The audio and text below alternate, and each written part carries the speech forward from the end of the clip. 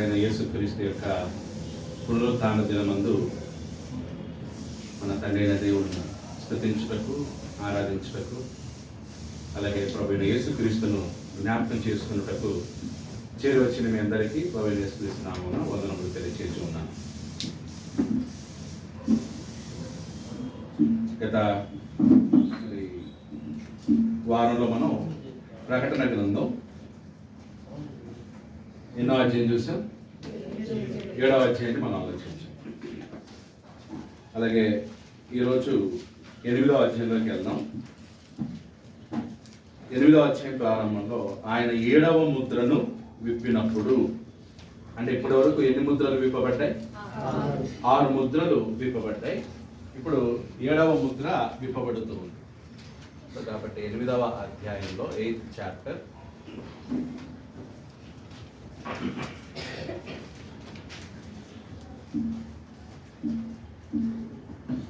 6వ అధ్యాయం 7వ అధ్యాయం. 6వ అధ్యాయంలో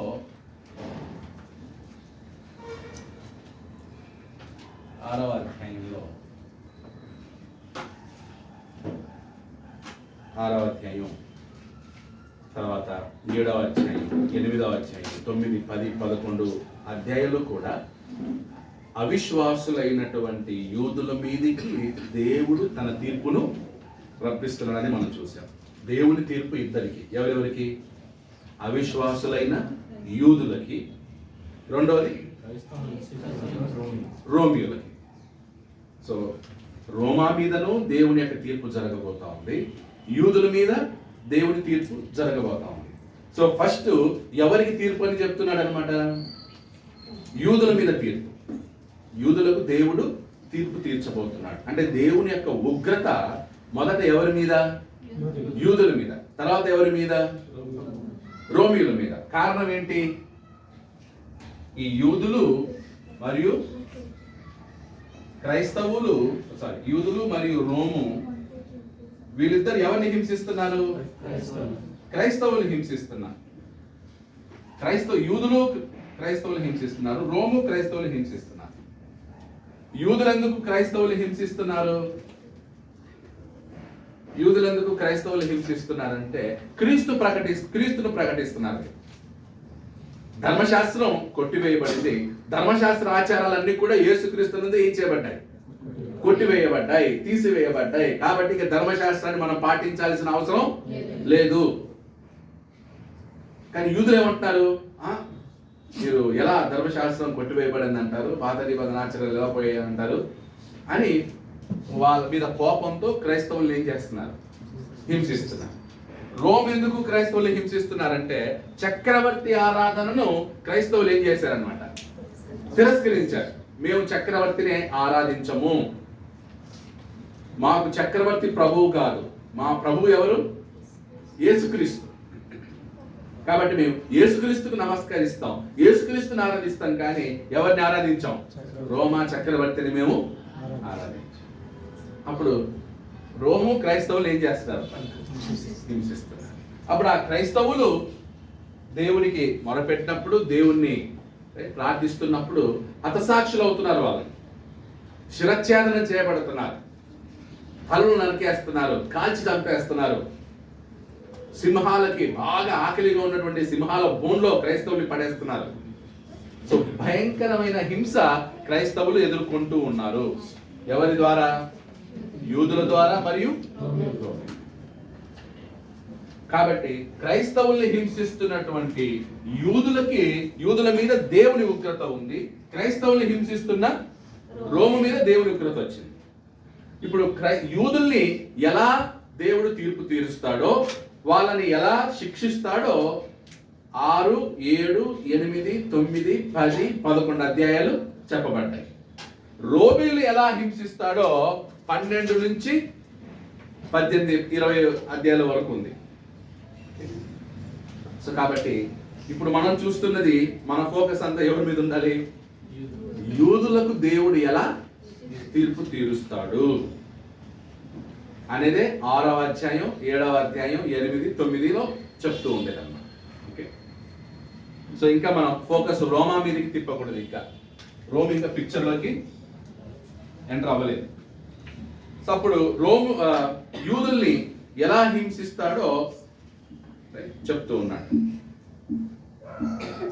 6వ అధ్యాయం ఒకసారి మళ్ళీ రివ్యూ చేసుకుంటే 6వ అధ్యాయంలో మెసేజ్ ఏంటంటే, 6వ అధ్యాయం యొక్క మెసేజ్ ఏంటంటే,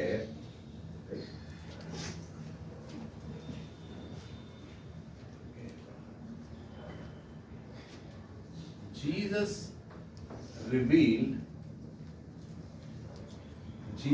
revealed how unfaithful Jerusalem,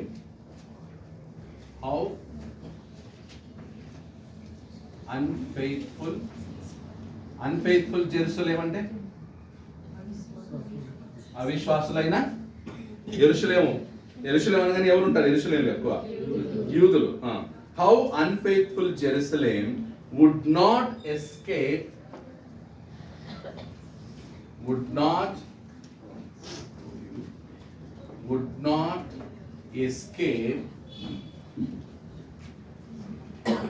the wrath of the Lamb. The wrath of the Lamb.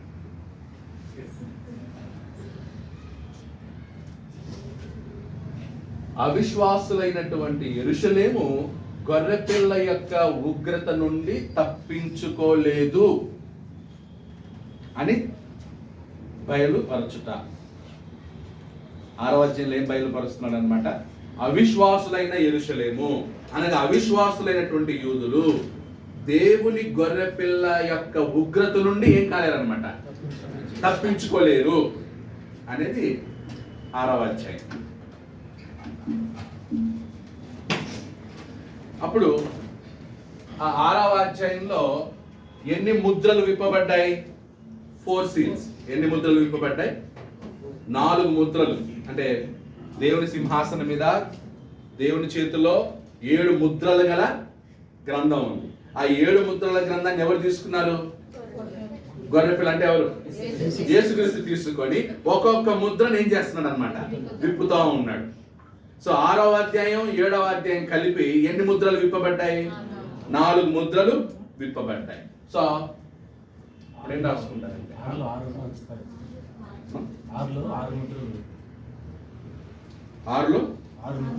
ముద్రలు విప్పబడ్డాయి. ఓకే, 8వ అధ్యాయంలో 7వ ముద్ర విప్పుతాడు. Okay, right. సో మొదటి 4 ముద్రలు, first 4 seals,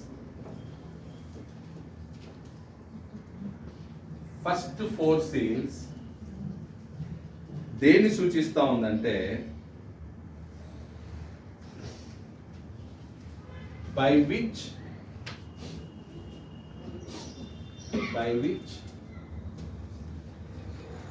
he would bring judgment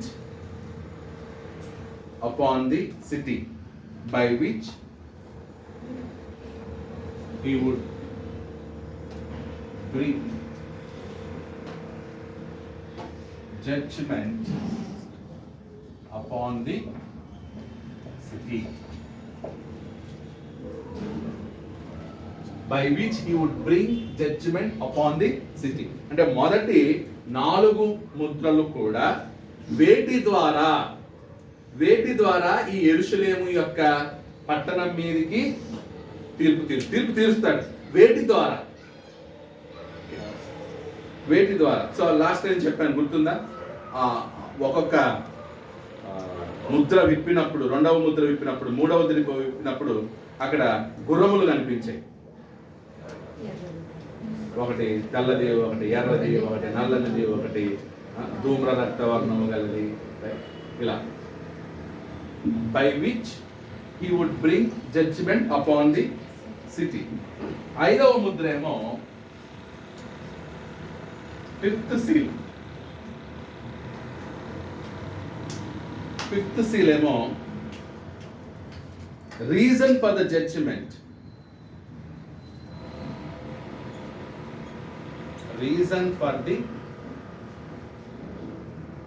judgment. 5th seal. 5వ ముద్ర విప్పినప్పుడు ఎందుకు తీర్పు తీర్చాలి యెరూషలేముకి? రీజన్ ఏంటి? ఎందుకు? హతసాక్షుల యొక్క రక్తం ఏం చేస్తుంది అనమాట, ఘోషిస్తూ ఉంది.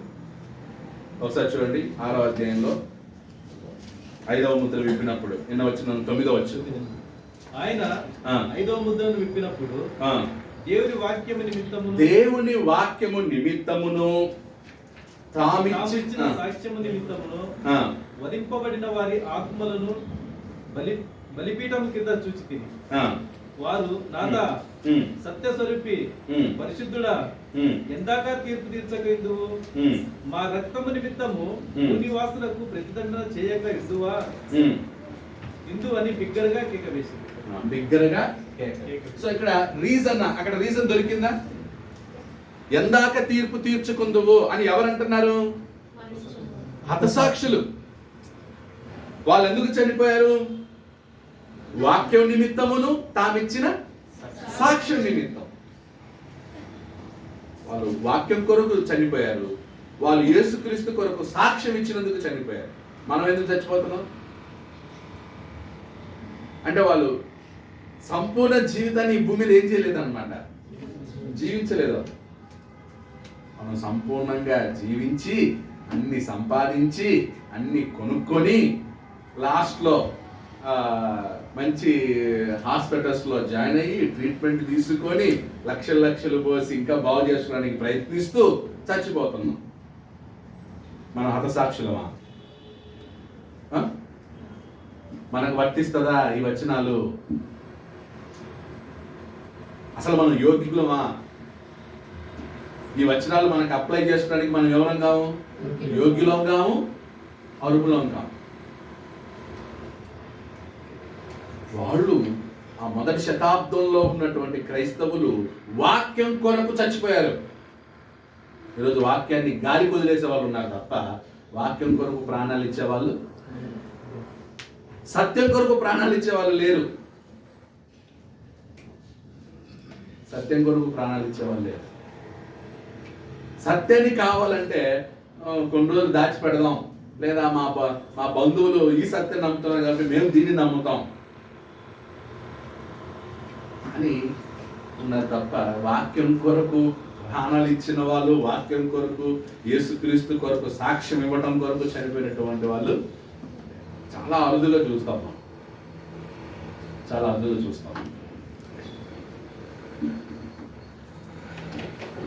గంట సేపు వాక్యం వినడానికే మీకు ఓపిక లేదు, వాక్యం కొరకు చచ్చిపోతారు. వాక్యం చదువుతామంటే నిద్రపోతా ఉంటారు, వాక్యం కొరకు చచ్చిపోయే మొక్కలా ఉన్నది. ఇక్కడ వాక్యం అసలు కూర్చున్నప్పుడు గంట సేపన్నా కొంచెం మనసు పెట్టి ఇంట్రెస్ట్గా విందాం అంటే కానీ అది లేదు. చక్కగా చేతి ఇలా పెట్టుకొని నిద్రపోయాడు. అప్పుడు కొంతమంది అయితే నేను నిద్రపోతున్నాను చూడు అని కళ్ళు మూసుకొని మరి నాకు చూపిస్తా ఉంటాను. ఇంక వాక్యం కొరకు ప్రాణాలు ఇస్తాం.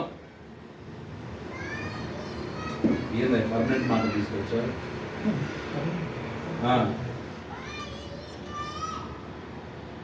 ఓకే, వేరే తెచ్చా, అది రాత్తే కంటే పోదు. సో రీజన్ why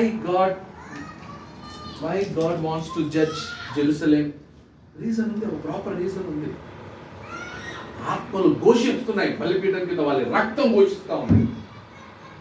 కయ్యను హేబేలుని చంపాడు. హేబేలు చంపినప్పుడు హేబేలు రక్తం ఏం చేస్తుందంట? నీ తమ్ముని రక్తం ఘోషిస్తుంది. ఆ రక్తం ఘోషిస్తూ ఉంది. దేవుడు రెస్పాండ్ అయ్యాడు. కయ్యను ఎక్కడ నీ తమ్ముడు, ఎక్కడ నీ తమ్ముడు అంటే నా తమ్ముడికి నేనేమన్నా కావలేవా అని అన్నాడు. సో నిర్దోషుల రక్తం, దేవుని భక్తుల రక్తం, పరిశుద్ధుల రక్తం ఏం చేస్తుంది అనమాట? ఘోషిస్తుంది. ఎందాక నాదా, ఎందాక నువ్వు తీర్పు తీర్చకుందువు. ఏంటి అన్యాయం అంటే ఆత్మ అడగకపోయినా రక్తం ఘోషిస్తుందట. ఆత్మ అడగదు, సహిస్తాం, కానీ రక్తం మాత్రం దేవుని క్వశ్చన్ చేస్తుంది. ఇప్పుడు కొన్ని చూడగానే ఆటోమేటిక్గా మనకు అక్కడ నుంచి ఒక ప్రశ్న వస్తుంది. అవి చెప్పాల్సిన అవసరం లే, క్వశ్చన్ వస్తుంది. సో అలాగే దేవుడికి ప్రార్థన చేయాల్సిన అవసరం లేదు. హేబేలు ఏం ప్రార్థన చేయలే, కానీ హేబేలు యొక్క రక్తం దేవునికి ఏం కనపడింది అన్నమాట. క్వశ్చన్, ఎందుకు ఒక నిర్దోషి ఎందుకు చంపబడ్డాడు? ఏం తప్పు చేశానని నేను చంపబడ్డాను? ఆ రక్తం చూడగానే ఆ క్వశ్చన్ వస్తుంది. సో 5వ ముద్ర విప్పినప్పుడు రీజన్, కారణం. సో 6వ అధ్యాయం, ఇదేమో 6వ అధ్యాయం 1 నుండి 8 వచనాలు. ఏది? వేటి ద్వారా యెరూషలేముకి దేవుడు తీర్పు తీర్చబోతున్నాడు. 6వ అధ్యాయం 9 నుండి 10 వచనాలేమో, 11 వచనాలేమో తీర్పు తీర్చుటకు గల కారణం, రీజన్, కారణం చెప్తున్నాడు. తర్వాత 12 నుంచి 17 వచనాలేమో, ఏది? ఎన్నో ముద్ర? 6వ Mudra విప్పినప్పుడు 6th seal. 6th seal. So 6వ ముద్ర ఏంటంటే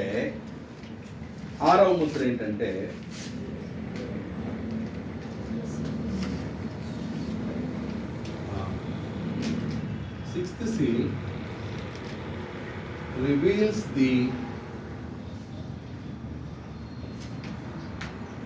despair of mankind. మానవుల యొక్క నిరాశను బయలుపరచడం. మానవుల యొక్క నిరాశ, డిస్పైర్ అంటే నిరాశ.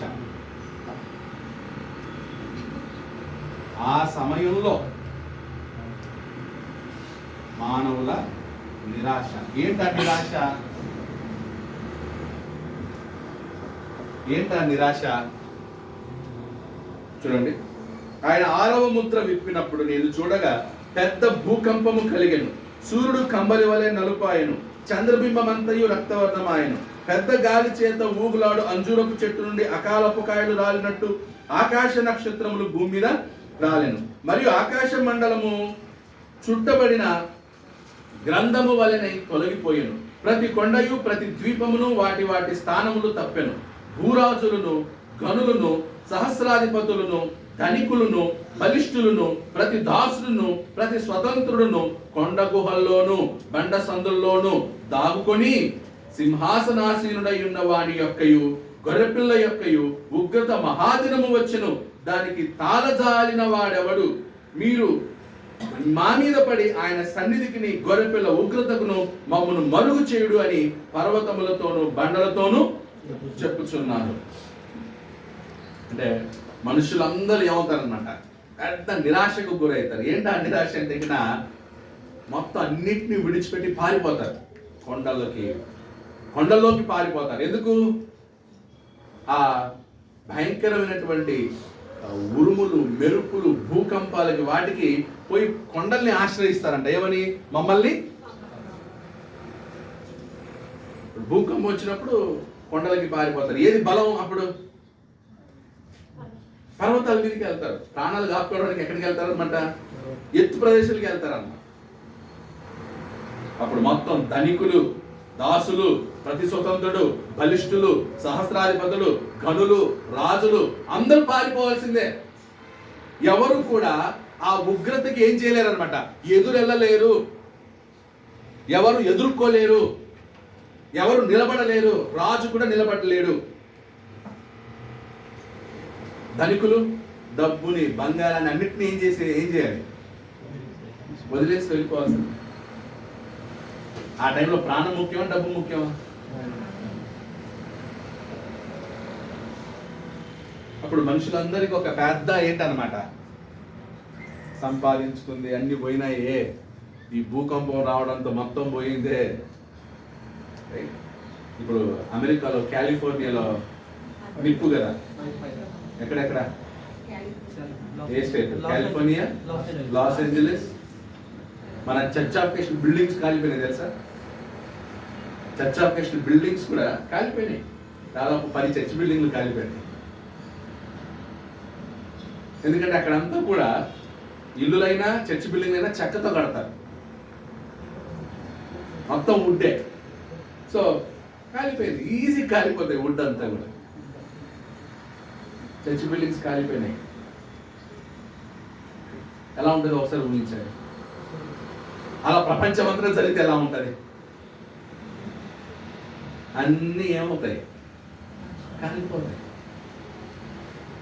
ముందు నోవాహు కాలంలో దేవుడు భూమిని జలప్రలయంతో నాశనం చేశాడు. నెక్స్ట్ దేంతో నాశనం చేస్తాడంట? అగ్నితో నాశనం చేస్తాడు. ఇవి మనకన్ని శాంపిల్స్ అన్నమాట. ఒకవేళ అగ్నితో దేవుడు కాలిస్తే ఎలా ఉంటుందో ఈ శాంపిల్స్ ఏవి? లావా, తర్వాత వాల్కెనో, ఇవన్నీ ఉన్నాయి కదా. అంటే ఈ భూమికి దేవుడు ఒక్కసారి ఆజ్ఞాపిస్తే భూమి ఆ లావా ఉంది కదా ఓపెన్ అయితే గిన మొత్తం అదేమవుతుంది కింద. ఇప్పుడు లావాలు, అగ్నిపర్వతాలు ఇవన్నీ ఎక్కడో జపాన్లో, తర్వాత వేరే దేశంలో ఉన్నాయనుకుంటున్నారేమో. దేవుడు తలుచుకుంటే ఆజ్ఞాపిస్తే మన బెంగళూరులో నుంచి కూడా భూమి తెలితే ఏమొస్తుంది? అర్త్ కోర్ చూశారు కదా, అర్త్ లో ఫస్ట్ ఏది? డస్ట్, క్రస్ట్, సెకండ్ లే mantle, third core. So fire ఎక్కడ ఉంటది? కోర్ లో ఉంటది. మొత్తం ఓపెన్ అయితే ఫైర్ అంతా ఏమవుతుంది? సముద్రం ఎంత ఉందో, సముద్రంలో నీళ్ళు ఎంత ఉన్నాయో భూమి లోపల ఆ ఫైర్ కూడా అంత ఉంది.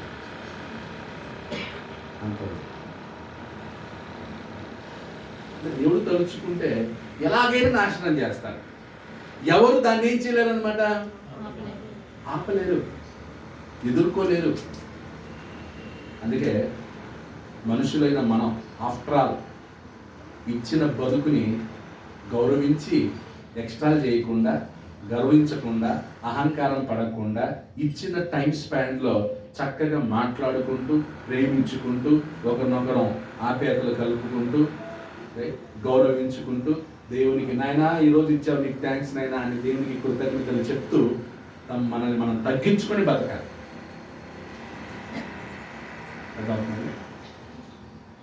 దేవుని దగ్గర మనం ఎప్పుడు, ఎందుకంటే ఆయనకి ఎదురెళ్ళలేము, మనం నిలబడలేం.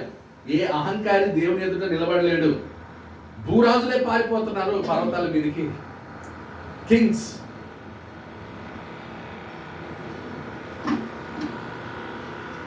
సో కాబట్టి అలా 6వ అధ్యాయం అలా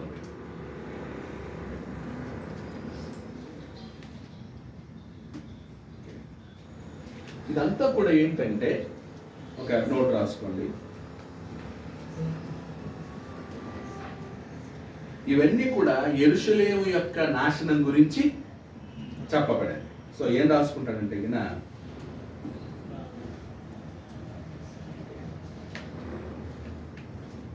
these events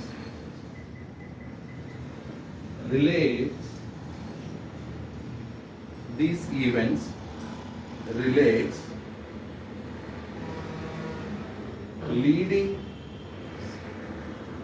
leading to the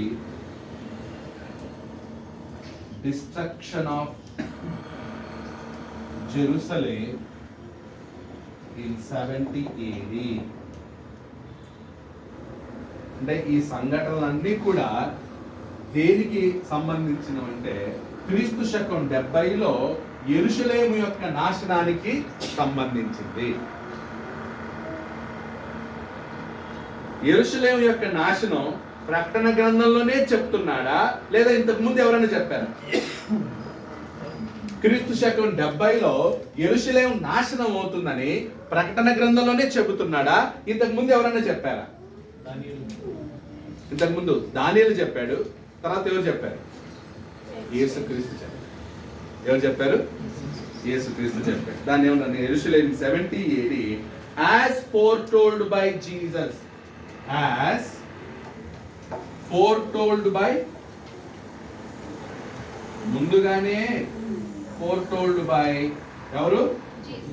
Jesus Christ. as foretold by Jesus Christ. యేసుక్రీస్తు ముందుగానే చెప్పెను. క్రీస్తు శకం 70లో యెరూషలేము నాశనం అవుతుందని యేసుక్రీస్తు ముందుగానే చెప్పాను. ఎక్కడ చెప్పాడు?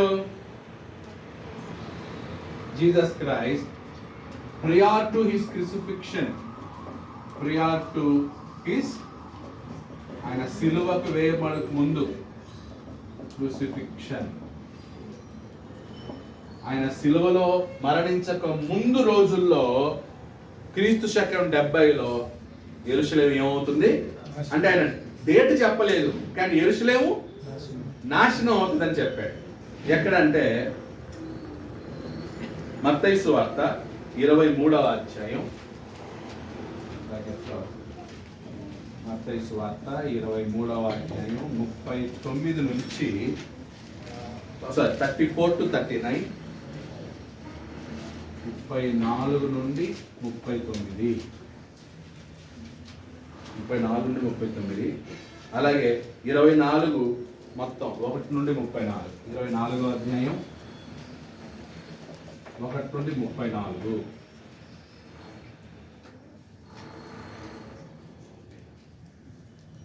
యెరూషలేము నాశనం గురించి ప్రకటనలో యోహాను మాత్రమే చెప్పట్లే, ఇంతకుముందు ఎవరు చెప్పారనమాట? యేసుక్రీస్తు చెప్పాడు. ఇప్పుడు అదే యేసుక్రీస్తు ఎవరి ద్వారా చెప్తున్నాడు? యోహాను ద్వారా చెప్తున్నాడు. సో యోహాను కూడా తనంతట తాను చెప్పట్లేదు కదా, ఎవరు బయలుపరుస్తున్నాడు? యేసుక్రీస్తు దూత ద్వారా తెలియజేస్తున్నాడు యోహానికి. దేని గురించి? యెరూషలేము యొక్క. ఇంతకు ముందు ఆయన చెప్పాడు. ఎక్కడ?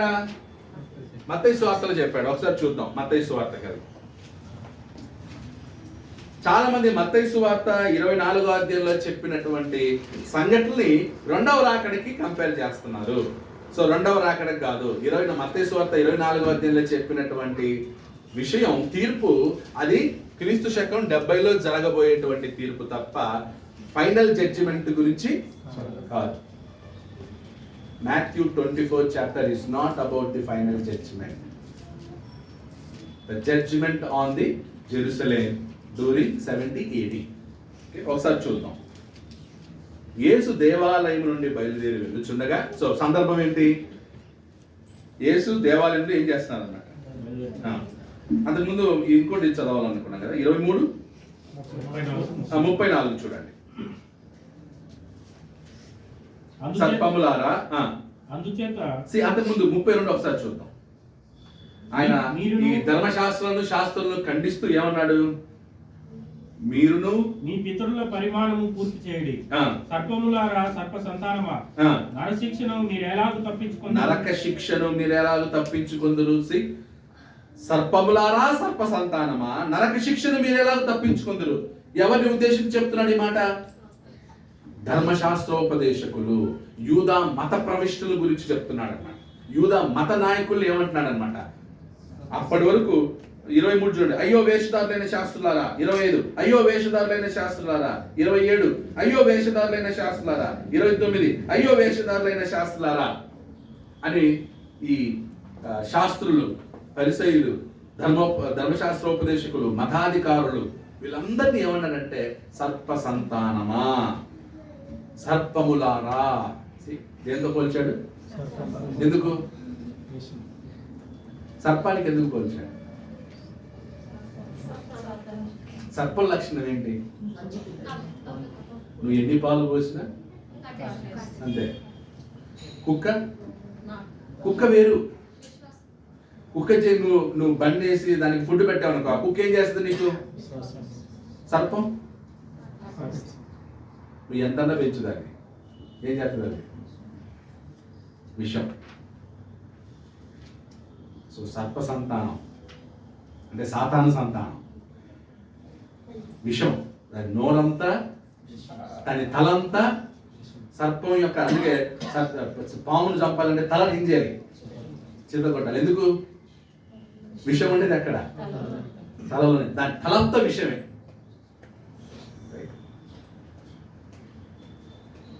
కొన్నిసార్లు మనం కూడా సర్పంలాగానే ఆలోచిస్తాం.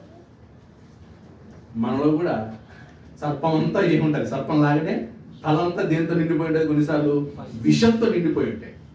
ఒకరిని చంపాలి, ఒకడు నాశనం అవ్వాలనుకోవడం ఏంటన్నమాట? సర్ప లక్షణం కాదా? మాట్లాడలేదు. ఒకడు పాడవ్వాలి, ఒకడు నాశనం అవ్వాలి, వాళ్ళు బాగుపడకూడదు, వాళ్ళు పాడైపోవాలి, వాళ్ళకి సంతోషం ఉండకూడదు, వాళ్ళకి ఆనందం ఉండకూడదు, అట్లాగే కావాలి వాళ్ళకి అని అనుకోవడం ఏ తల అది సర్పం. వాళ్ళ నవ్వులు పాపం యాక్సిడెంట్ అయ్యి కింద పడి చచ్చిపోయాడంటే నేను అవునా అట్లే కావాలి వాడికి. నేను చాలా రోజులు చదువుతాను ఎప్పుడు జరుగుద్దా ఇదని జరిగిందన్నమాట. అంటే నీ తల ఏంటి? ఒకరి చావు కోరుకుంటున్నాం. మనిషి ఇంకొక మనిషి యొక్క చావుని ఏం చేయకూడదంట,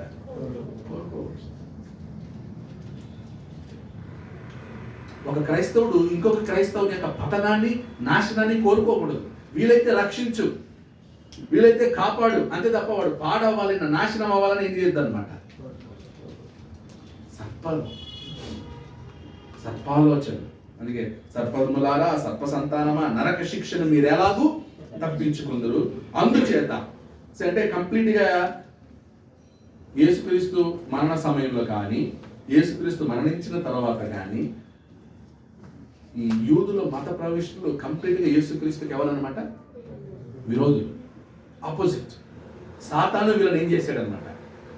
వాడుకుంటాడు. సాతాను ఇంకా ఏం చేస్తాడు? యేసుక్రీస్తుకి ఎవరైతే విరోధంగా మాట్లాడతారో వాళ్ళు ఇంకా బాగా బలంగా వాడుకుంటాడు. ఏం చేస్తారంట వీళ్ళు? 34. అందుచేత ఇదిగో నేను మీ యొద్దకు ప్రవక్తలను, జ్ఞానులను, శాస్త్రులను పంపుచున్నాను. మీరు వారిలో కొందరిని చంపి సిలువ వేయుదురు. ఫ్యూచర్ ఇది. ఫ్యూచర్లో నేను మీ దగ్గరికి ఎవరిని పంపుతాను? ప్రవక్తల్ని పంపుతాను, జ్ఞానుల్ని పంపుతాను, శాస్త్రుల్ని పంపుతాను. అంటే ఎవరిని పంపుతాను? సువార్థికుల్ని పంపుతాను, అపోస్తుల్ని పంపుతాను. దేవుని వాక్యాన్ని, సువార్త ప్రకటించే వాళ్ళని నేను మీ దగ్గరికి పంపితే మీరేం చేస్తారు? మీరు వారిలో కొందరిని చంపి ఏం చేస్తారంట? సిలువ వేయుదురు. కొందరిని మీ సమాజ మందిరములలో కొరడాలతో కొట్టి పట్టణం నుండి పట్టణమునకు తరవలేదా? అపోస్తుల కార్యం చదువుతున్నారు కదా. అపోస్తుల కార్యాలు ఏం జరిగింది? పౌలు ఎక్కడికి వెళ్తే అక్కడికి వచ్చారు. ఎఫెసుకి వెళ్తే అక్కడ నిలబడ్డారు. తెస్సలోనికి వెళ్తే అక్కడికి వచ్చారు. అక్కడికి వచ్చి గుంపు లేపి పౌలుని రాళ్ళతో కొట్టేస్తారు. ఒకసారి చచ్చిపోయాడు అనుకుని వదిలేసి వెళ్ళిపోయారు. స్టెఫెన్ని రాళ్ళతో కొట్టి చంపేశారు. పౌలుని ఈడ్చుకొని పోయారు. పౌలు రోమా సిటిజన్ అయి ఉన్నాడు కాబట్టి బతికాడు. అన్ని రోజులు, ఎక్కువ రోజులు బతికాడు. రోమా సిటిజన్ కాకపోయింటే పౌలు ఎప్పుడో చంపేసేవారు. పౌలు రోమా సిటిజన్ కాబట్టి ఆచి తూచి ఏం చేశారు అనమాట, అడిగేసి ఆయనకి సెక్యూరిటీ ఇచ్చి అడిగించారు. కానీ అయినా కూడా యూదులకు ఎలా ఉండింది? వాళ్ళని ఒక్కసారి అప్పగించు, రికమెండేషన్స్ పంపించారు. ఏం లేదు, ఊరికి మాట్లాడి పంపిద్దాం, ఈ గ్యాప్లో చంపేద్దాం. ఎంత కుట్ర చేశారు. ఎవరు? అవిశ్వాసులైన యూదులు. యేసుక్రీస్తు ముందే చెప్పాడు, నేను పంపిస్తాను నా సేవకుల్ని, కానీ మీరేం చేస్తారు వాళ్ళని? తర్వాత 35 నీతిమంతుడైన హేబేలు రక్తము మొదలుకొని బలిపీఠమునకును దేవాలయమునకును మధ్య మీరు చంపిన బరకీయ కుమారుడకు జకరియా రక్తము వరకు భూమి మీద చిందింపబడిన నీతిమంతుల రక్తమంతయు మీ మీదికి వచ్చును. ఎవరి మీదకి వస్తుందంట? అవిశ్వాసులైన యూద మత నాయకుల మీద, యూద మత ప్రవిష్టుల మీద, యెరూషలేం మీద. యూదులు దేని చూసి అతిశయించారు? యెరూషలేం దేవాలయం. దేని చూసి వాళ్ళు యేసుక్రీస్తుకు వ్యతిరేకించారు? యెరూషలేం దేవాలయం. అన్నిటికీ కారణం ఏది? యెరూషలేం. ఒకప్పుడు యెరూషలేం దేవాలయం దేవునికి మహిమగా ఉండింది. యేసుక్రీస్తు కాలంలో యెరూషలేం దేవాలయం యేసుక్రీస్తును హింసించడానికి, యేసుక్రీస్తుకు విరుద్ధంగా ఉండడానికి యెరూషలేం దేవాలయం ఏమైందన్నమాట. అప్పుడు దేవుడు, మీరు దేని చూచి అతిశయిస్తున్నారో, గర్విస్తున్నారో ఆ యెరూషలేం దేవాలయం లేకుండా చేస్తాను. ఆ యెరూషలేం దేవాలయం లేకుండా చేస్తాను. అంతే కదా. ఇప్పుడు దేని చూచి మనం గర్విస్తామో అది లేకపోతే కొన్నిసార్లు బంగారం చూసి మనం గర్విస్తాం. అదే పోయింది అనుకో, ఏమవుతుంది? సైలెంట్ అయిపోతుంది, నోరు సైలెంట్ అయిపోతుంది కదా. బాగానే ఉన్నాను.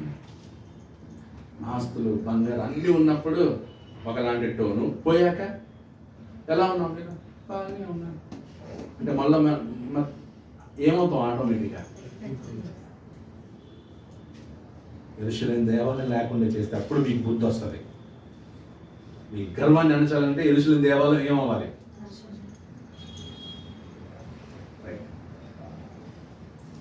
ఇవన్నీ ఈ తరము వారి మీదికి వచ్చునని మీతో నిశ్చయముగా చెప్పుచున్నాను.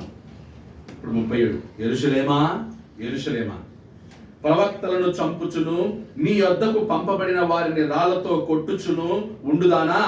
అంటే యెరూషలేము ఏం చేసిందంట? ప్రవక్తల్ని చంపింది, నీ దగ్గరికి పంపబడిన వాళ్ళని రాళ్లతో కొట్టింది. కోడి తన పిల్లలను రెక్కల క్రిందకు ఎలాగూ చేర్చుకునో అలాగే నేనును నీ పిల్లలను ఎన్నో మార్లు చేర్చుకొనవాలనని ఉంటిని గాని మీరు వల్లకపోతిరి. ఇదిగో మీ ఇల్లు మీకు విడవబడి ఉన్నది. ఇది మొదలుకొని ప్రభు పేరట వచ్చువాడు స్తుతింపబడును కాకని మీరు చెప్పు వరకు నన్ను చూడరని మీతో చెప్పుచున్నాను. అంటే ప్రభువు పేరట వచ్చువాడు స్తుతింపబడును గాకని మీరు చెప్పు వరకు. సో ప్రభు పేరట వచ్చేవాడెవరు? యేసుక్రీస్తు. ప్రభు పేరట వచ్చేవాడెవరు? యేసుక్రీస్తుని ఏం చేయాలంట? స్తుతింపబడును గాకని మీరు చెప్పే వరకు. అంటే యేసుక్రీస్తు స్తుతింపబడును గాకని మీ నోటితో మీరేం చేయాలి? ఒప్పుకునేంత వరకు. అంటే యేసుక్రీస్తు స్తుతింపబడాలి అనేది ప్రవచనం. యేసుక్రీస్తును స్తుతించడం అనేది ప్రవచనం. ఇప్పుడు మనం యేసుక్రీస్తును స్తుతించే కాలంలో ఉన్నామా?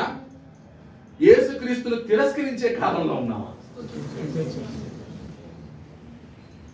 యేసుక్రీస్తును స్తుతించే కాలంలో ఉన్నాం. మరి ఈ మధ్య క్రీస్తు సంఘం వాళ్ళు, కొంతమంది క్రీస్తు సంఘం వాళ్ళు యేసుక్రీస్తుని ఏం చేయకూడదు అంట?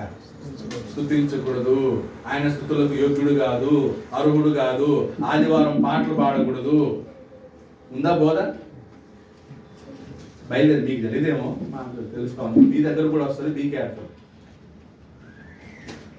అంటే క్రీస్తు సంఘం యేసుప్రభువును స్తుతించడానికి స్థాపించబడిందా, యేసుక్రీస్తు అర్హుడు కాదని చెప్పడానికి స్థాపించబడిందా? ఇక్కడ ఉంది కదా, యూదులే యేసుక్రీస్తు స్తుతులకు అర్హుడు, స్తుతింపబడును కాకని ఏం చేయాలంటే యూదులు ఒప్పుకోవాలి. అప్పటి వరకు మీకేం ఉండదు అనమాట. మీరు చెప్పు వరకు నన్ను చూడరు. ఆ వచనాన్ని, ఆ ప్రవచనాన్ని మీరు నమ్మేంత వరకు, చెప్పేంత వరకు మీరు నన్ను చూడరు, నన్ను ఎరగరు, నేను మీకు కనపడను. అంటే యేసుక్రీస్తు విషయంలో వాళ్ళ కళ్ళు ఏమైపోయాయి అన్నమాట. దేన్ని కూడా యేసుక్రీస్తు విషయంలో వాళ్ళు ఒప్పుకోవట్లేదు. ఆయన దేవుని కుమారుడు ఒప్పుకుంటున్నారా? దేవునితో సమానుడు ఒప్పుకుంటున్నారా? యేసుక్రీస్తు దేవునితో సమానం చేసుకున్నప్పుడు ఏం చేయాలంట? రాళ్ళు తీసుకున్నారు. నువ్వు దేవునితో సమానం చేసుకుంటావా? దేవదూషణ చేస్తున్నానని ఆయన చంపడానికి ఏం చేశారనమాట? రాళ్ళు ఎత్తారు. They were blind about Jesus. యేసుక్రీస్తు విషయంలో వారి కన్నులు ఏమైపోయాయన్నమాట? ఆయన్ను స్తుతించడానికి, ఆయనకు నమస్కరించడానికి, ఆయన్ను పూజించడానికి యూదులు తిరస్కరించారు. ఈరోజు ఎవరైనా యేసుక్రీస్తును స్తుతించడానికి కానీ, మహిమపరచడానికి కానీ, పొగడడానికి కానీ, ఆరాధించడానికి కానీ అనుమానించినా, తిరస్కరించినా వాడు క్రీస్తు సంఘ సభ్యుడు. వాళ్ళు యెహోవా సాక్షులు, సెవెంత్ డే అడ్వెంటిస్టులు. గోపాలకి చెప్పాలంటే ఇంకా అంటే ఎవరు యేసుక్రీస్తుని తిరస్కరిస్తారో వాళ్ళకి సంబంధించిన వాడు అంతే. అంతే. అండ్ ఓవరాల్ చెప్పాలంటే బైబిల్ గ్రంథంలో చెప్పబడిన అంత్యక్రీస్తు అంటారు కదా, యాంటీ క్రైస్ట్. యాంటీ క్రైస్ట్ అంటే క్రీస్తు విరోధి. బైబిల్లో చెప్పిన క్రీస్తు విరోధి ఎవరంటే వారే. యాంటీ క్రైస్ట్ గ్రూప్ కి సంబంధించిన వాళ్ళు, క్రీస్తు సంఘ సభ్యులు కాదు. పేరు అతను చర్చ్ ఆఫ్ క్రైస్ట్ అని చెప్పుకొని యేసుక్రీస్తుని స్తుతించారంట. ఇప్పుడు ఇందాక మనం పాట పాడాం, లాస్ట్లో పాట పాడాం, 3 పాటలు. ఏం పాట అది? నీ పాదమ్రొక్కేదన్ నిత్యము స్తుతించి నిన్ను పాడి కీర్తించేదను. ఓ యేసు నీ ప్రేమ కదా. ఒక ఆయన యేసుకి కాదు, ఓ తండ్రి నీ ప్రేమ మార్చేశాడు. యేసుని తండ్రి ఎందుకంటే ఆ యేసుని మనం స్తుతించకూడదు, యేసుని మనం పొగడకూడదు అంటే ఆ పాట రాసినప్పుడు ఎన్ని సంవత్సరాలు పాడావు నువ్వు, నీకు ఇప్పుడు వచ్చింది ఆ జ్ఞానం, నీకు ఇప్పుడు వచ్చి నువ్వు చేంజ్ చేస్తున్నావు అంటే నువ్వు క్రీస్తు విరోధి అయ్యావు. అపవాది నీ చేత యేసుక్రీస్తును స్తుతించడానికి నీ నోటిని మూసేస్తున్నానన్న. ధారాళంగా నిర్భయంగా సంతోషంగా మన నోటితో యేసుక్రీస్తుని ఏం చేయాలి మనం? We must praise and worship our Lord and Savior Jesus Christ. He is worthy to be praised. He is worthy to be worshipped. Okay. 39 underline చేసుకున్నాను, అది మెయిన్ అన్నమాట. ఇప్పుడు మ్యాచ్ అవుతుందా? యేసు ప్రభువు చెప్పింది ప్రకటనలో చెప్తా ఉండేది ఏమవుతుంది? మ్యాచ్ అవుతుంది. యేసుక్రీస్తు చెప్పింది నెరవేరాలా వద్దా? ఎప్పుడు నెరవేరింది? 78లో నెరవేరింది. రైట్. 24 అధ్యాయం చదివితే కంప్లీట్ గా మీకు తెలియాలి. ఎందుకంటే ఇది తెలియకపోతే ఇది ఎఫెక్ట్ ఉండదు. అందుకే 24 అధ్యాయం కూడా చదువుతాం. ఓకే, నో ప్రాబ్లం, నిదానంగానే వెళ్దాం. 24 అధ్యాయం కూడా ఇప్పుడు ఇది చదవడం వల్ల కొంచెం ఏమైంది, దేవుడు ఎందుకు యూదుల్ని శిక్షిస్తున్నాడో అర్థమవుతుందా? 24:1 చదువుదాం. యేసు దేవాలయం నుండి బయలుదేరి వెళ్తుండగా ఆయన శిష్యులు ఆ దేవాలయపు కట్టడములు ఆయనకు చూపింప వచ్చింది. సో యేసుక్రీస్తు మరియు శిష్యులు దేవాలయంలో ఏం చేస్తున్నారు అనమాట? ఒక టూర్ వేస్తున్నారు. దేవాలయంలో ఒక టూర్ లాగా వెళ్తా ఉంటే ఆయనకు కట్టడాలు చూపించారు. ఏమని చూపించారు? ప్రభువా ఎంత బాగుంది కదా ఇది, సొలొమోన్ మహారాజు ఎంత కష్టపడి కట్టుంటాడో. ఇది చూడండి ప్రభా, ఎంత అందంగా ఉంది ఇది. ప్రభా ఇది చూడండి ప్రభా, ఈ దేవాలయం స్ట్రక్చర్, తర్వాత ఈ బ్యూటిఫుల్ ఎంత బాగుంది కదా. అంటే యేసుక్రీస్తుకి ఏం చేస్తారు అనమాట? దేవాలయం యొక్క స్ట్రక్చర్స్ ని, బిల్డింగ్ ని ఏం చేస్తున్నారు? చూపిస్తున్నారు. ఇప్పుడు ఎక్సైట్ అయినప్పుడు చెప్పేటప్పుడు ఎలా ఉంటది? అచ్చుడు ఎంత బాగుందో, ఏం ఉంది ప్రభా అది అనిపిస్తుంది కదా మనం ఎక్స్ప్లెయిన్ చేసేటప్పుడు. అప్పుడు యేసు ప్రభు రియాక్షన్ ఏంటి చూడండి. అందుకు ఆయన, మీరు ఇవన్నీ చూచుచున్నారు కదా, రాతి మీద రాయి ఒకటైనను ఇక్కడ నిలిచి ఉండకుండా పడద్రోయబడునని మీతో నిశ్చయముగా చెప్పుచున్నానని వారితో. వీళ్ళేమో దేవాలయం గురించి గొప్పగా చెప్తుంటే యేసు ప్రభు ఏమంటాడు? ఈ దేవాలయం రాయి మీద రాయి లేకుండా ఏం చేయబడుతుంది? ఒక్కసారి వాళ్ళందరికీ ఎలా ఉంటుంది? మేము గొప్పదనం చెప్తుంటే నువ్వు పడగొట్టే దాని గురించి చెప్తున్నావు ఏంటి ప్రభువా? సో యేసుక్రీస్తు చెప్పిన ఆ ప్రవచనం ఎప్పుడు నెరవేరింది? క్రీస్తు శకం 70లో దేవాలయం, యెరూషలేము దేవాలయం సంపూర్ణం ఏమైంది అనమాట? రాయి మీద రాయి లేకుండా నాశనం చేయబడింది. 3వ వచనం. ఆయన ఒలివ కొండ మీద కూర్చుండి ఉన్నప్పుడు శిష్యులు ఆయన వద్దకు ఏకాంతముగా వచ్చి, ఇవి ఎప్పుడు జరుగును? నీ రాకడకును ఈ యుగ సమాప్తికి సూచనలేవి అని మాతో చెప్పమనగా యేసు వారితో ఇట్లనను. అంటే వీళ్ళేమనుకున్నారనమాట? నీ రెండవ రాకడకి ఆ తర్వాత యుగ సమాప్తికి సూచనలు ఏంటని అడుగుతున్నారు. వాళ్ళేమో ఫైనల్ జడ్జిమెంట్కి పోయారు. ఎవరు? శిష్యులు. ఈ యుగం ఎప్పుడు అంతమవుతుంది, నువ్వు రెండవ రాకడ మళ్ళీ ఎప్పుడు వస్తావు అని దాన్ని అడుగుతున్నారు. యేసుక్రీస్తు ఏం చెప్తున్నాడు? అనేకులు నా పేరట వచ్చి నేనే క్రీస్తునని చెప్పి పలువురిని మోసపరచెదరు. మరియు మీరు యుద్ధములను గూర్చియు యుద్ధ సమాచారములను గూర్చియు వినబోదురు. మీరు కలవరపడకుండా చూచుకొనుడి. ఇవి జరగవలసినవి ఉన్నవి కానీ అంతము వెంటనే. ఇవన్నీ జరుగుతాయి కానీ అంతము వెంటనే. అంటే మీరు ఎక్స్పెక్ట్ చేస్తున్న ఆ యుగ సమాప్తి అంత తొందరగా రాదు. యుద్ధాలు జరుగుతాయి, దేశాల మీద యుద్ధాలు జరుగుతాయి. మనకి వరల్డ్ వార్ 1, 2 జరిగాయి. అంతకంటే ముందు పెద్ద పెద్ద యుద్ధాలు జరిగాయి. దాని తర్వాత కూడా యుద్ధాలు జరిగాయి. కానీ అంతం వెంటనే రాదు. జనం మీదికి జనమును, రాజ్యం మీదికి రాజ్యమును లేచును. అక్కడక్కడ కరువులు, భూకంపములు కలుగును. ఇవన్నీ వేదనలకు ప్రారంభము. అప్పుడు జనులు మిమ్మును శ్రమల పాలు చేసి చంపెదరు. మీరు నా నామము నిమిత్తము సకల జనముల చేత ద్వేషింపబడుదురు. అనేకులు అభ్యంతరపడి ఒకరినొకడు అప్పగించి ఒకరినొకడు ద్వేషింతురు. అనేకులైన అబద్ధ ప్రవక్తలు వచ్చి పలువురిని మోసపరచెదరు. అక్రమము విస్తరించుట చేత అనేకుల ప్రేమ ఏమవుతుందంట? అక్రమం విస్తరించినప్పుడు ప్రేమ చల్లారుతుంది. ఇప్పుడు ప్రేమ ఉందా? ప్రేమ చల్లారుతుందా? ఇవన్నీ సంభవిస్తాయి అంతానికి ముందు. అంటే అక్రమం విస్తరించే కొద్దీ ప్రేమ చల్లారుతుంది. అక్రమం అంటే ఏంటి? అక్రమం ఏంటి? ఇప్పుడు ప్రేమ చల్లారడానికి కారణం ఏంటి? ఇప్పుడు జాస్పర్కి అజయ్కి ఓకే ఒక రొట్టె ఇచ్చాం, మీ ఇద్దరు పంచుకొని తినండి. అప్పుడు జాస్పర్ ఏం చేస్తాడంటే, నాకు చించేటప్పుడు ఏం చేస్తాడంటే, తనకు ఎక్కువ వచ్చినట్టు అజయ్కి తక్కువ వచ్చినట్టు చించి ఇచ్చాడు అన్నమాట. ఇప్పుడు అది అక్రమమా క్రమమా? అది అక్రమం. అప్పుడు ఎలా చేసి ఉండాలి? కరెక్ట్గా దాన్ని లెవెల్ చేసి ఏం చేయాలన్నమాట?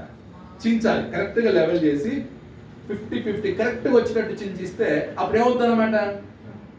ఎప్పుడైతే అక్రమం చేశాడో ఆటోమేటిక్గా అజయ్కి ఏమొస్తుంది?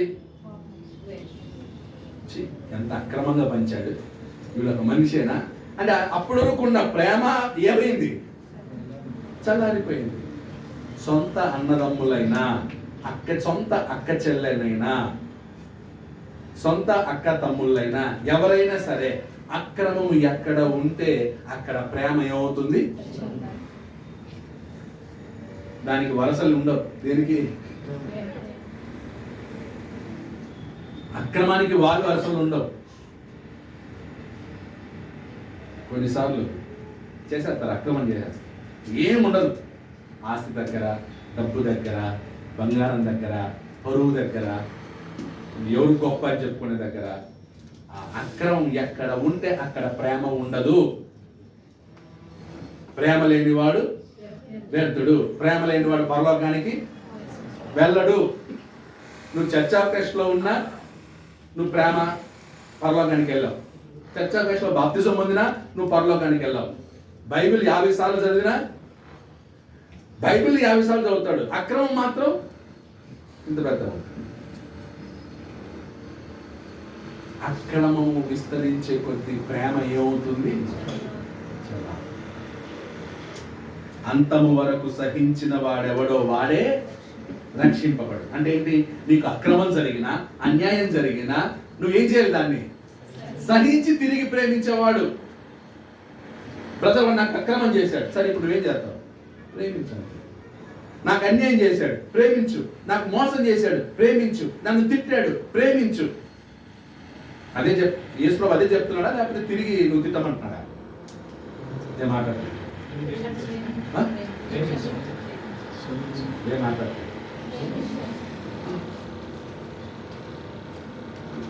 అంతే తప్ప అక్రమం చేశాడా 4 కొట్టు అని చెప్తున్నాడు యేసుక్రీస్తు. అంతము వరకు సహించువాడు.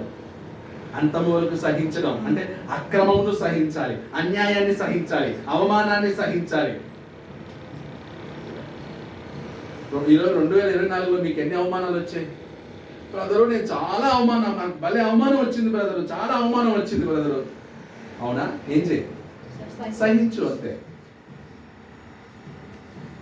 అవమానం ఉండొచ్చు, సహించు. మోసం చేశాడు, సహించు. దుర్భాషలాట్లాడాడు, సహించు. సహనం లేని అంటే సహించలేని క్రైస్తవులో మనం ఒకడు తిడితే ఓర్చుకోలేని వీక్నెస్ నీకుందా? అంత వీకా మీరు? అంత వీకా? అంత వీక్? మామూలు వీక్ కాదు. మా పేరుకి అలా కనిపిస్తున్నాం కానీ ఆహాబు కంటే ఘోరమైన వాళ్ళం. ఆహాబు తెలుసు కదా,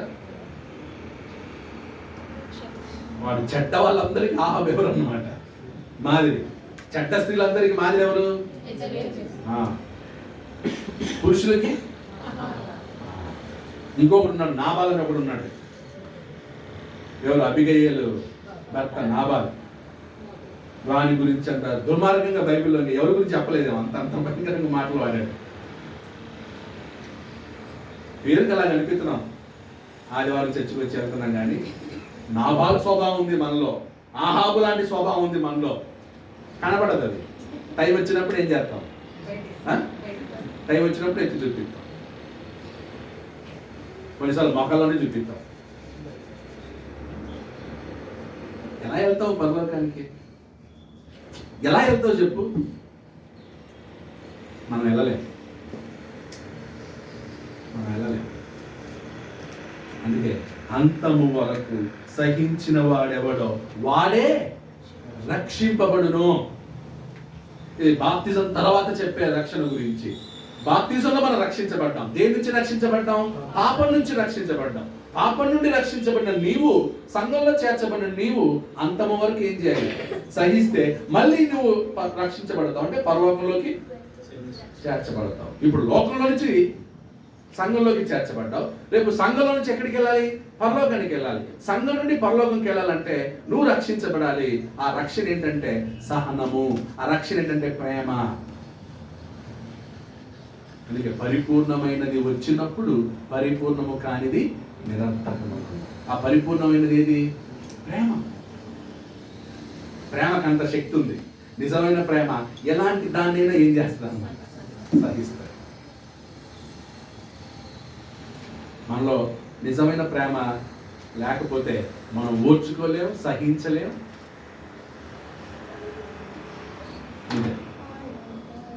ఏ యూజ్ ఉండదు, ఏ యూజ్ ఉండదు. మా ఊర్లో మా అమ్మ తర్వాత మేనమ్మ. మా అమ్మ వాళ్ళ తమ్ముడు అన్న, మా అమ్మ ఏమో అక్క, తమ్ముడు అన్న. వాళ్ళిద్దరు మాట్లాడుకుంటూ ఏదో చెడ్డ మాట అనుకున్నారు. ఇద్దరు అక్క తమ్ముళ్ళు కూడా ఎవరు ఇంటర్వ్యూలు కాలేదు అనుకున్నారు, అంతే. 23 సంవత్సరాలు మాట్లాడలేదు.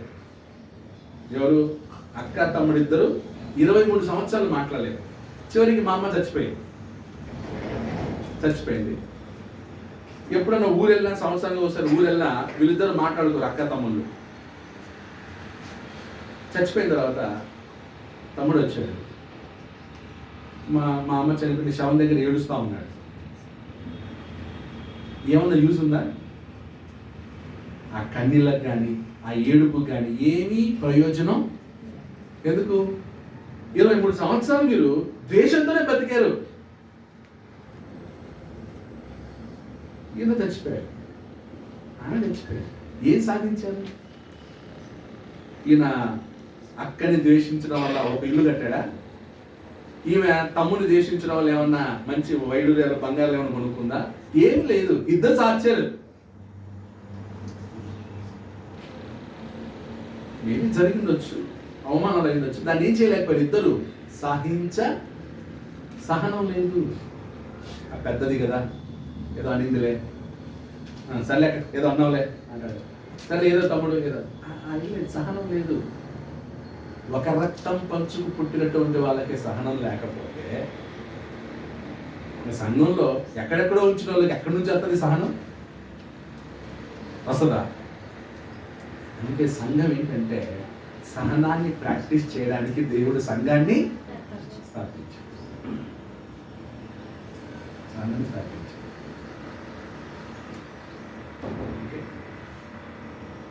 కాబట్టి యేసుక్రీస్తు యొక్క రక్తం అంత విశేషమైందనమాట. నిజంగా ఆ రక్తంలో కడగబడినోడు యేసుక్రీస్తు లాగా ప్రేమిస్తాడు.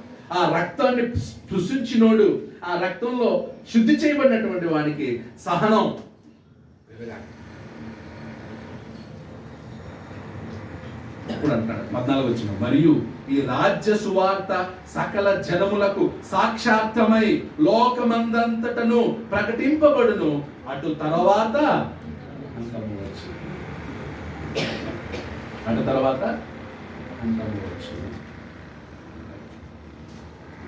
15, కాబట్టి ప్రవక్త అయిన దానియేలు ద్వారా చెప్పబడిన నాశనకరమైన హేయ వస్తువు పరిశుద్ధ స్థలమందు నిలుచుట మీరు చూడగానే చదువువాడు. సో దానియేలు ద్వారా చెప్పబడిన నాశనకరమైన హేయ వస్తువు పరిశుద్ధ స్థలమందు నిలుచుట మీరు చూడగానే చదువువాడు గ్రహించునుగాక. యూదయలో ఉండువారు కొండలకు పారిపోవలెను. ఎక్కడున్న వాళ్ళు? సో స్పెసిఫిక్ గా దేని గురించి చెప్తున్నాడు? యూదయ, యెరూషలేం గురించి. అంటే యెరూషలేం ఏమవుతుంది? అటాక్ అవుతుంది.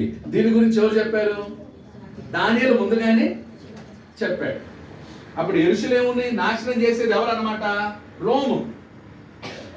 ఆ నాశనకరమైన హే వస్తువు ఎవరు అన్నమాట? రోమా సామ్రాజ్యం. ఆ రోము యెరూషలేముని ఏం చేస్తుంది? నాశనం చేసినప్పుడు యూదయలో ఉన్నటువంటి వాళ్ళందరూ ఏం చేయాలంట? కొండలకు పారిపోవలను. మిద్దె మీద ఉండువారు తన ఇంటిలోనికి ఏదైనాను తీసుకొని పోవుటకు దిగకూడదు. పొలములో ఉండువాడు తన బట్టలు తీసుకొని పోవుటకు ఇంటికి రాకూడదు. అయ్యో ఆ దినములలో గర్భిణులకును పాలిచ్చు వారికి శ్రమ. ఏది? యెరూషలేము నాశనం సమయం. ఇది దేని గురించి కాదనమాట, ఫైనల్ జడ్జిమెంట్ సమయంలో జరిగేది కాదు. ఇది ఎప్పుడు జరిగేది అనమాట? యెరూషలేము నాశనం చేయబడే సమయం. యెరూషలేముని నాశనం చేసిన వాడు ఎవరు? నీరో చక్రవర్తి. ఎవరు?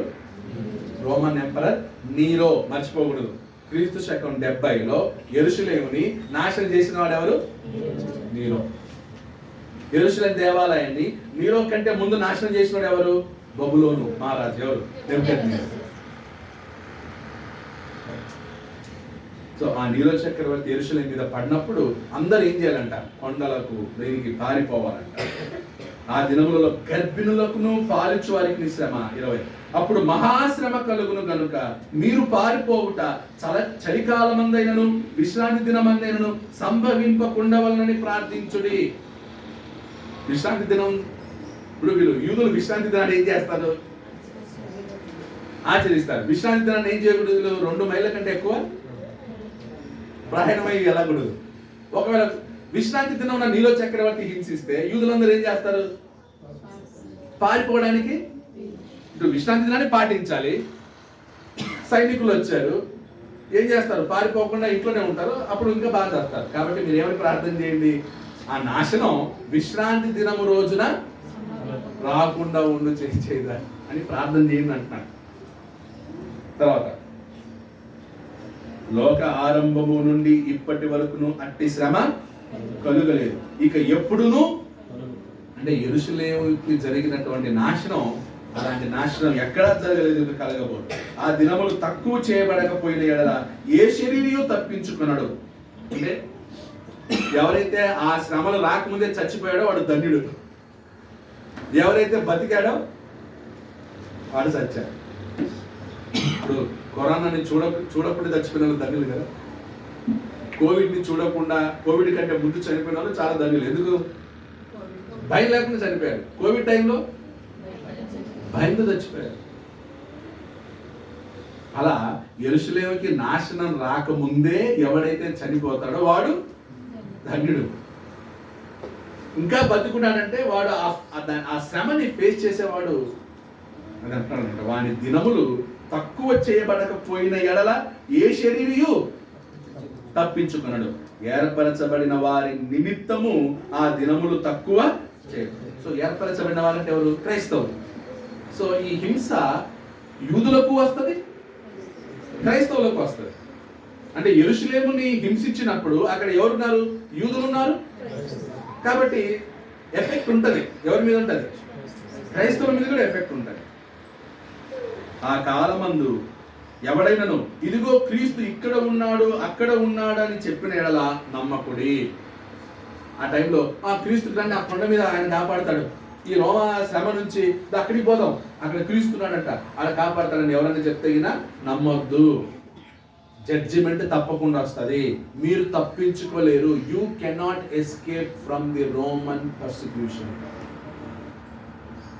ఆడ క్రీస్తున్నాడు, ఈడ క్రీస్తున్నాడు, మనల్ని కాపాడతాడని మీరు పోతారేమో. యెరూషలేములో ఉండే ప్రతి ఒక్కరూ తప్పకుండా ఈ హింసకు ఏమవ్వాల్సిందే, నాశనం అవ్వాల్సిందే.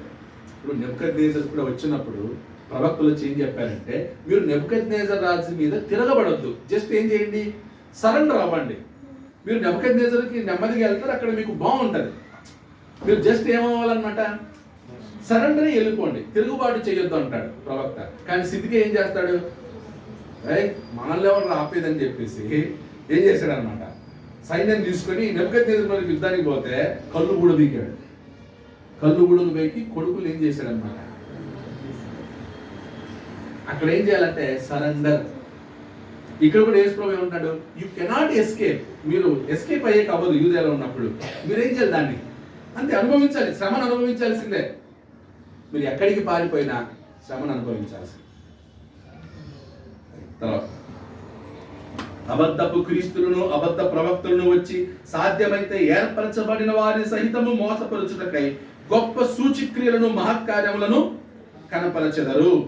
ఇదిగో ముందుగా నేను మీతో చెప్పి ఉన్నాను, కాబట్టి ఎవరైనాను ఇదిగో అరణ్యములో ఉన్నాడని మీతో చెప్పినను వెళ్ళకుడి, ఇదిగో లోపలి గదిలో ఉన్నాడని చెప్పినను నమ్మకుడి.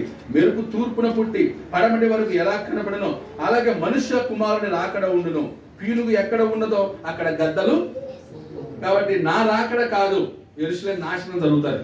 మీరు నా రాకడ విషయంలో మీరు పొరపాటు పడవద్దు. ఎందుకంటే నేను వచ్చేది ఎలా ఉంటుందంటే, తూర్పున పుట్టి పడమటి వరకు ఎలా కనబడదు. ఒక మెరుపు తూర్పున పుట్టి పడవ వరకు ఎలా కనబడుతుంది, ఎంత టైం పడుతుంది, అంతే కదా. ఒక మెరుపు రెప్పపాటున. సో నా రాకడ ఎలా ఉంటుంది, అలా ఉంటుంది. యెరూషలేము యొక్క హింస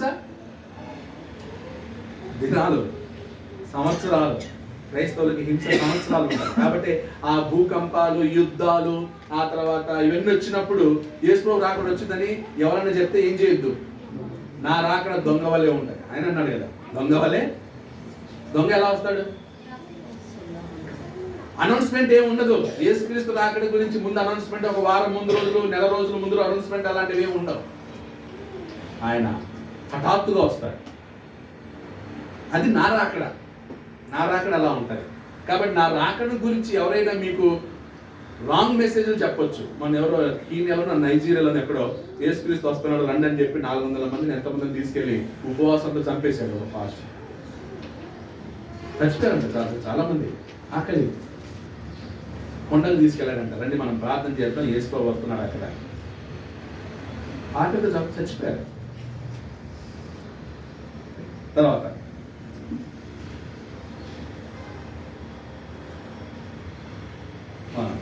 20 పీనుగు ఎక్కడ ఉన్నదో అక్కడ గద్దలు. యెరూషలేములో ఎక్కడ చూసిన శవాల రాశి. అక్కడ శవాల రాశి దగ్గర ఏముంటాయి,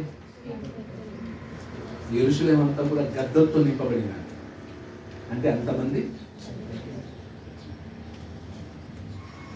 ఆ టైంలో చచ్చిపోయిన తర్వాత సమాధులు చేయడానికి కూడా టైం పడుతుంది.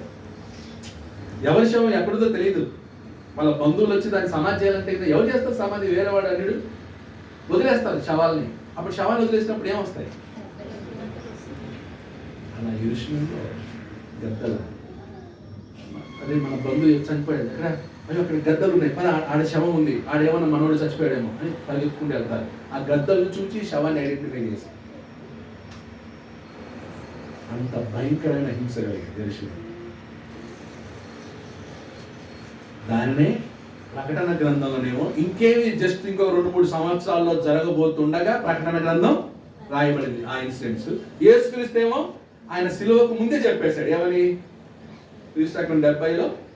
అంటే యేసు ప్రభు చెప్పిన దాన్నే ప్రకటనలో జస్ట్ అది సంభవించక ఇంకే 2-3 సంవత్సరాలు సంభవిస్తాదనగా చెప్పాడు అన్న. యేసుక్రీస్తు ఇక్కడ ఏం చెప్పాడో అదే జరిగింది. దాన్ని ప్రకటన గ్రంథం అడ్వాన్స్గా జస్ట్ ఒక 2-3 years అడ్వాన్స్గా చెప్పేశాడు. సో ప్రకటన గ్రంథంలో చెప్పినటువంటి ఆ తీర్పు కొత్తది, ఆల్రెడీ యేసుక్రీస్తు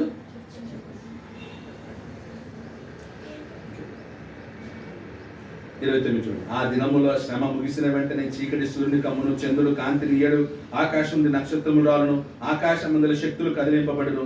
అప్పుడు మనుష్య కుమారుడి సూచన ఆకాశమందు కనబడును. అప్పుడు మనుష్య కుమారుడు ప్రభావముతోను మహామహిమతోను ఆకాశ మేఘాలుడై వచ్చును చూచి భూమి మీద సకల గోత్రములు వారు రొమ్ము కొట్టుకుందురు. మరియు ఆయన గొప్ప బూరతో తన దూతలను పంపును.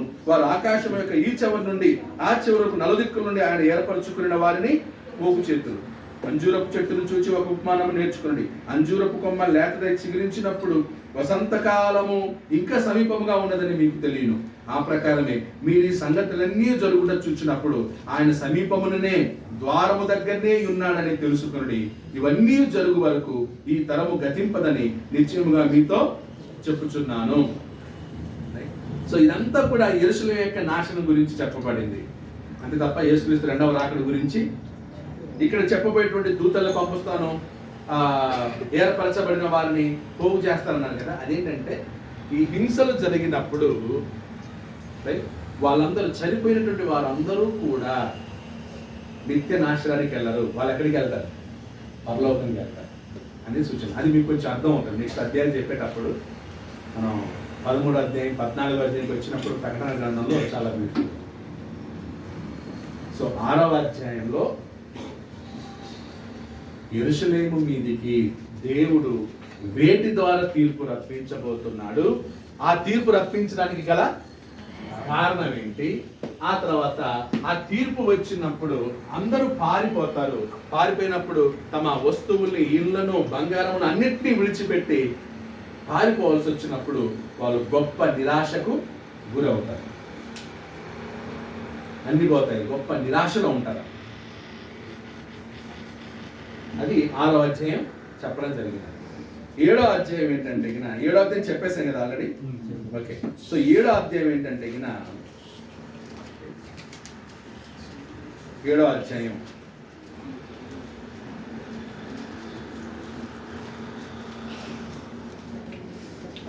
4వ అధ్యాయం 7th chapter is an answer. 7th chapter is an answer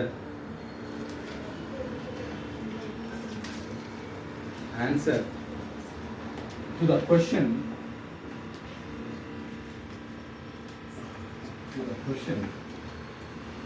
raised at the end of 6th chapter. The end of 6th chapter. 6th chapter end లో ఏం క్వశ్చన్ వచ్చింది?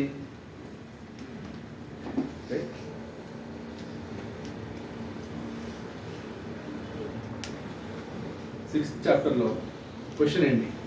అక్కడ క్వశ్చన్ వచ్చింది ఏంటన్నమాట, దేవుని గొర్రెపిల్ల ఉగ్రత నుండి తప్పించుకొనగలిగిన వాడెవడు, దానికి తాళ జారిన వాడెవడు అనేది కదా. అంటే ఎవరు కాపాడతారు, ఎవరు కాపాడబడదు అంటే 144,000 మంది కాపాడతారు. అర్థమైందా? ఎవరు కాపాడబడతారు ఆ ఉగ్రత నుంచి? ఎంతమంది రక్షించబడతారు ఆ ఉగ్రత నుంచి అంటే 1,44,000 మంది రక్షించబడతారు. అంటే విశ్వాసులు చనిపోయినప్పుడే దేవుడు వాళ్ళని ఏం చేస్తాడు అన్నమాట, కాపాడతాడు. అర్థమైంది కదా. ఇప్పుడు 6వ అధ్యాయంలో తీర్పు తీరుస్తాడు. తీర్పు తీర్చినప్పుడు క్రైస్తవులు కూడా ఆ తీర్పులో ఏమవుతారు? చనిపోతారు, హతసాక్షులు అవుతారు. సో ఈ హతసాక్షులైనటువంటి వారు రెండు, ఒకటి చెడ్డ వాళ్ళకి శిక్ష జరుగుతుంది, మంచి వాళ్ళకు ఆ శిక్ష పడతా ఉంది. కానీ మంచి వాళ్ళు ఏమవుతారు అన్నమాట, క్రైస్తవులు ఏమవుతారు, విశ్వాసులు ఏమవుతారంటే వాళ్ళు బ్రతికించబడతారు. వాళ్ళకి ఏమవుతుంది అన్నమాట, ముద్ర. ఆ ముద్ర వేయబడిన వాళ్ళందరూ కూడా పరలోకంలో కనిపిస్తారు, వాళ్ళు పరలోకానికి వెళ్తారు. కాబట్టి ఈ తీర్పులో ఎవరు రక్షించబడతారంటే ముద్ర వేయబడిన అది పోయినసారి చెప్పాను, 7వ అధ్యాయం చెప్పాను. ఎంతమంది ముద్ర వేయబడింది? 1,00,000. వాళ్ళేమో విశ్వాసులైన యూదులు. ఇంకెవరు రక్షించబడ్డారు? యూదులు కాకపోయినా క్రైస్తవులు ఎవరైతే బాప్తిజం పొందారో, రక్షించబడ్డారో వాళ్ళు కూడా రక్షించబడ్డారు. మహాశ్రమల నుంచి తప్పించారు. అంటే ఈ తీర్పు వలన ఒకటి, యూదులేమో, అవిశ్వాసులైన యూదులేమో సంపూర్ణ నాశనానికి గురవుతున్నారు. విశ్వాసులైన యూదులు, విశ్వాసులైన క్రైస్తవులు నాశనమైనా కూడా అంటే వాళ్ళు ఏమవుతున్నారు? మరలా బ్రతికించబడుతున్నారు. బ్రతికించబడి వాళ్ళు ఎక్కడికి వెళ్తున్నారు? పరలోకానికి వెళ్తారు. వీళ్ళేమో నిత్య నాశనానికి వెళ్తారు. అర్థమవుతుంది కదా? అది 7. ఎవరు బ్రతుకుతాడు, ఎవరు రక్షించబడతాడంటే ఇక 7వ అధ్యాయం answer. 7th chapter is an answer for the question which is raised at the end of 6th. Clear? దేవుని చిత్తం అయితే 8వ అధ్యాయం మనం ప్రార్థన అందరూ మీరు పాత వీడియో